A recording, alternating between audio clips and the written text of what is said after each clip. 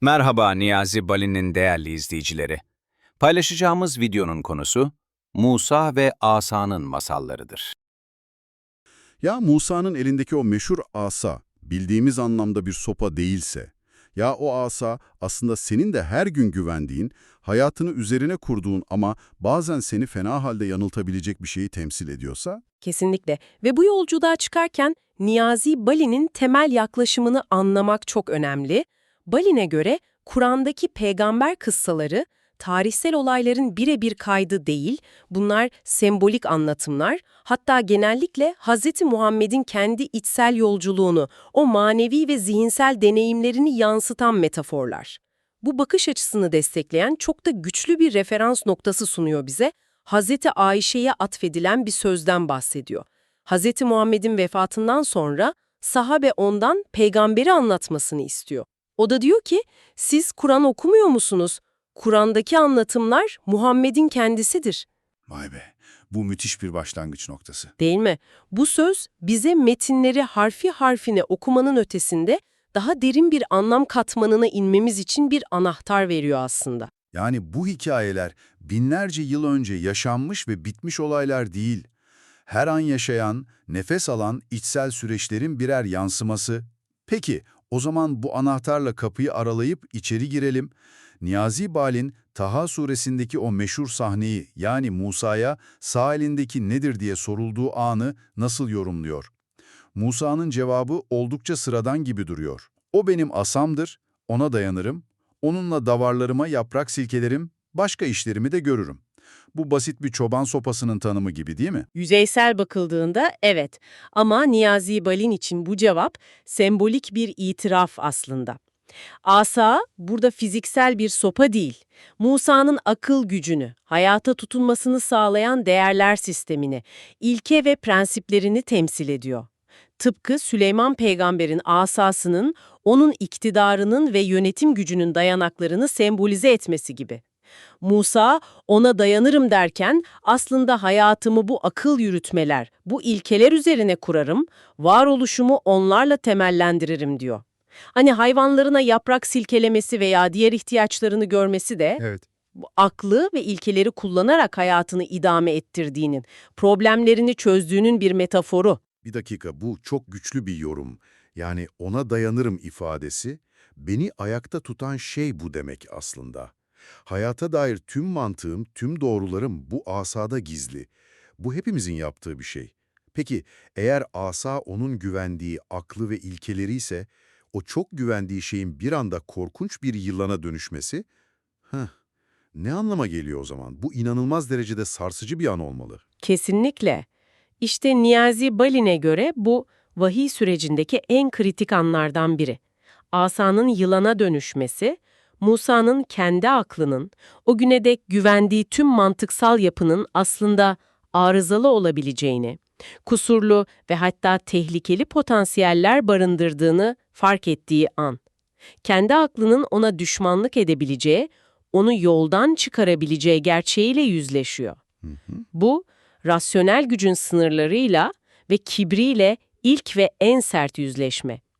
O yılan dışarıdan gelen bir tehdit değil, kendi içinin, kendi aklının karanlık potansiyeli. Aklının ona ihanet edebileceğini görüyor. Bu korkutucu bir an, kendi zihninin bir canavara dönüşebileceği ihtimaliyle baş başa kalıyor. Peki bu çıkmazdan, bu yılanla yüzleşme anından nasıl çıkıyor?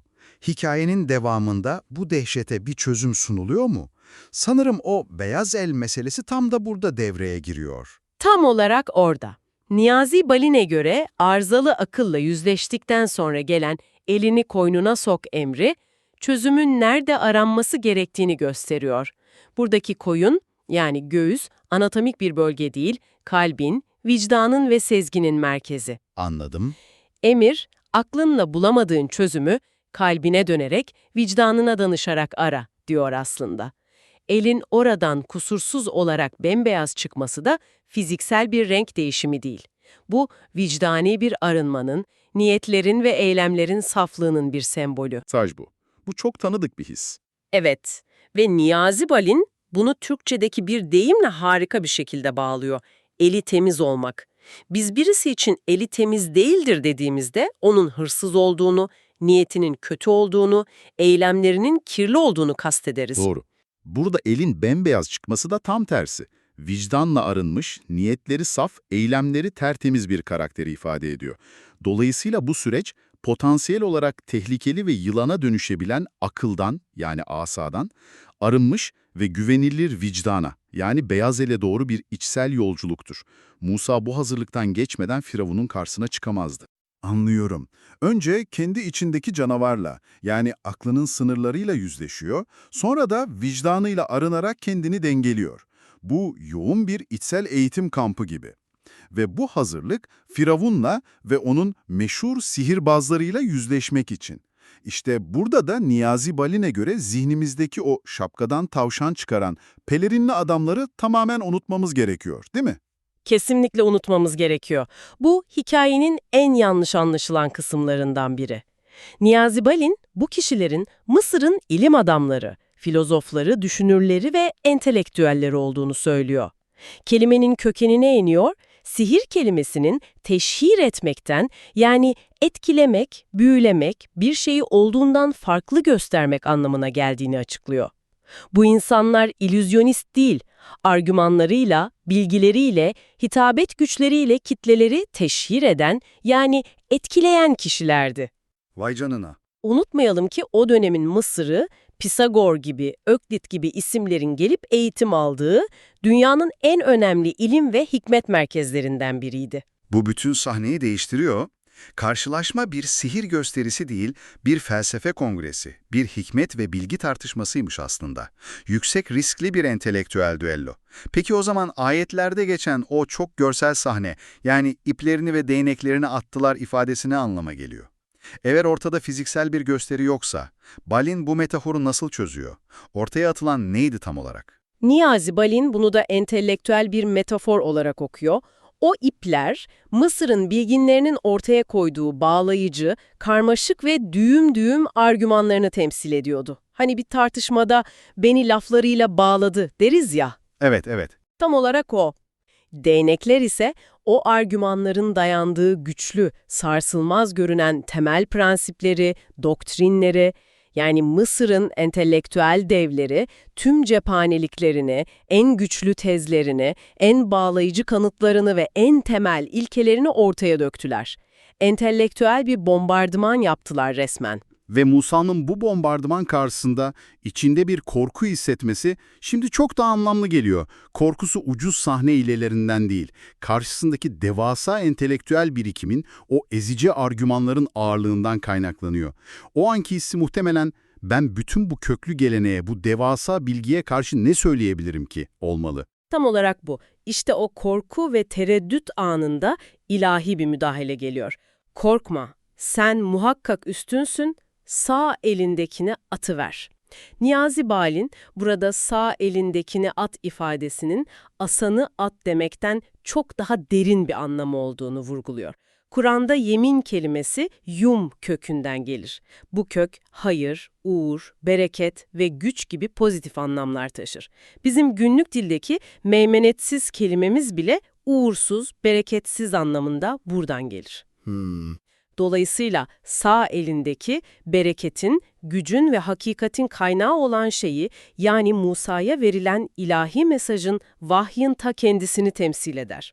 O halde emir şu anlama geliyor, kendi aklını, o yılana dönüşebilen kişisel prensiplerini, yani asanı bir kenara bırak, onların karmaşık argümanlarına kendi aklınla cevap vermeye kalkışma, sana öğretilen saf hakikati, vahyin özünü ortaya koy. Bu, kişisel zekadan ilahi ilkeye bir geçiş. Niyazi Balin'in yorumu tam olarak bu. Ve o ilahi hakikat, yani tevhid ilkesi, onların ortaya attığı tüm o karmaşık tezleri, tüm o bağlayıcı argümanları yutar. Yani temelden çürütür, anlamsız kılar. Nitekim öyle de oluyor. Karşılarındaki şeyin kişisel bir zeka ürünü değil, daha temel bir hakikat olduğunu anlayan o sihirbazlar, yani Mısır'ın bilginleri, bu argüman karşısında ikna olup secdeye kapanıyorlar. Çünkü onlar gerçeğin peşindeydiler ve gerçeği gördüklerinde onu tanıdılar. Bu inanılmaz bir çerçeve argümanların savaşıydı ve en temel, en saf argüman kazandı.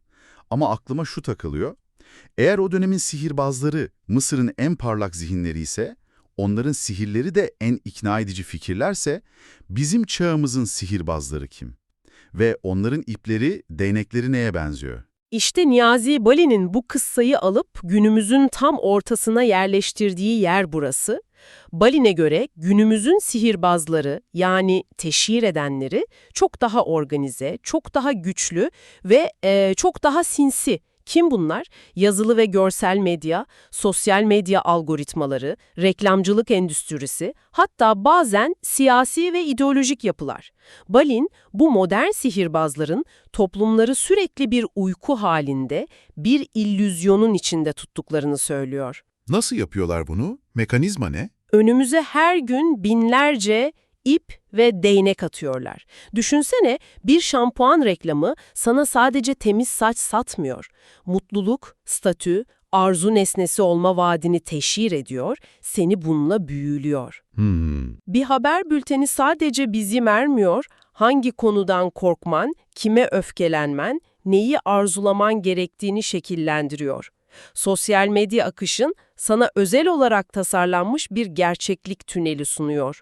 Balin'e göre bunlar bize sahte rapler, yani peşinden koşulacak sahte değerler, sahte yaşam amaçları ve sahte kimlikler sunuyor. Ve bu o kadar güçlü ki Niyazi Balin çok çarpıcı bir şey söylüyor.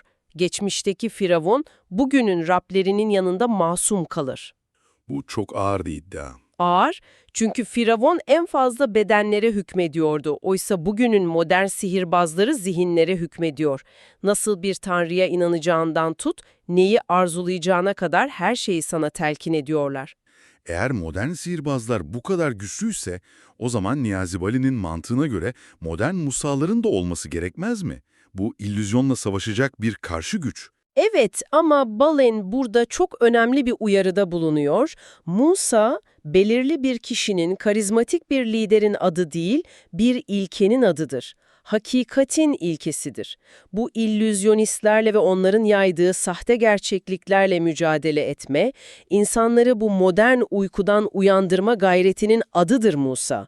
Dolayısıyla bu anlatı, Kur'an'ın bir masal veya büyük kitabı olmadığını aksine, hakikatle illüzyon arasındaki bu ebedi mücadelenin yaşayan, nefes alan bir kılavuzu olduğunu gösteriyor. Bu savaş her an, her yerde, hatta şu an senin zihninin içinde bile devam ediyor. Bu inanılmaz bir dönüşüm. Sıradan bir mucize hikayesi sandığımız şey, Niyazi Balı'nın okumasıyla aslında aklın sınırları, vicdanın rolü ve modern çağdaki bilgi savaşları üzerine bir manifestoya dönüşüyor. En başta sorduğumuz soruya geri döndük. O asa gerçekten bir sopa değilmiş. O, hepimizin yaslandığı ama aynı zamanda bizi zehirleyebilecek olan aklın ta kendisiymiş. Ve bu düşünce yolculuğunu tamamlayan son bir nokta var Niyazi Bali'nin vurguladığı. Diyor ki, yaratılmış hiçbir şeyin kendi başına bir kutsallığı yoktur. Ne Musa'nın asası kutsaldır, ne bir peygamberin cübbesi, ne de taştan yapılmış mabetler. Nesnelere veya kişilere kutsallık atfetmek, genellikle onları bir güç aracına, bir sosyopolitik enstrümana dönüştürme çabasıdır. Eğer bir kutsallıktan bahsedilecekse, o da ulaşılamayan, tanımlanamayan yaratıcının kendisidir. Tabii. Bu da bizi son bir düşünceye, kişisel bir muhasebeye getiriyor. Evet, tam da oraya. Bu derinlikli analizin sonunda Niyazi Bali'nin bu yorumları ışığında soruyu sana çevirelim. Senin hayatında sorgusuz sualsiz dayandığın, belki de farkında olmadan kutsal gördüğün asaların neler? O asla yanlış olamayacağına inandığın fikirlerin, ideolojilerin, yaşam prensiplerin. Ve hiç düşündün mü?